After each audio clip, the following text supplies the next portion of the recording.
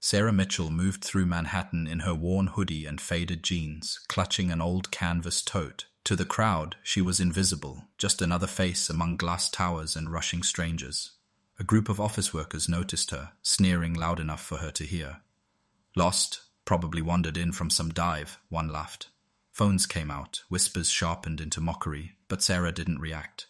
Her stride was calm, steady, like each step carried weight. A pretzel vendor paused mid-squeeze of mustard, his eyes narrowing. He muttered under his breath, "That's no ordinary walk." Nearby, a veteran selling pins stiffened. "That gait," he whispered. "That's a march." The laughter around him drowned his words.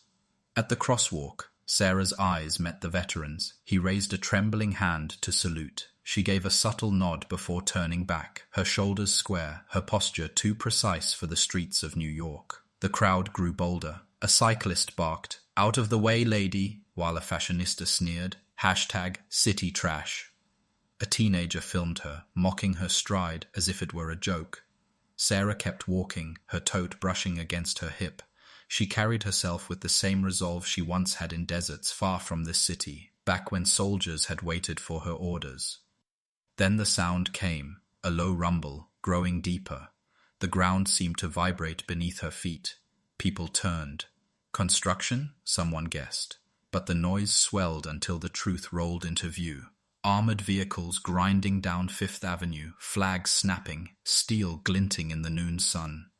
Phones shot skyward. "Parade!" a man shouted, but Sarah stopped dead, facing the convoy. Her stance shifted, feet apart, shoulders locked. The crowd mocked louder now, convinced she was playing along. And then the engines cut, hatches opened, soldiers rose, saluting in perfect unison, the officer in the lead veille.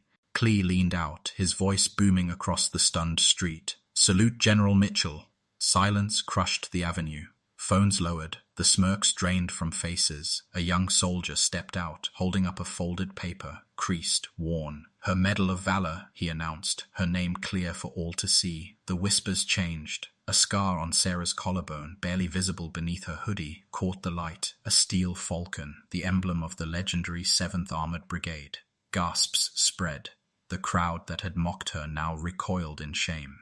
The veteran at his folding table stood tall, saluting again. "Knew it the second I saw her."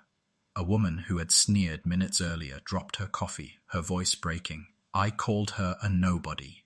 The office worker who filmed her stuffed his phone into his pocket, pale. The commander stepped from his vehicle, crisp uniform gleaming. He raised his hand high. "The unit awaits your orders, General." Sarah returned the salute, precise, sharp. Then she lowered her hand and simply kept walking. The convoy held their salutes until she vanished around the corner. No explanation, no speech, just Sarah.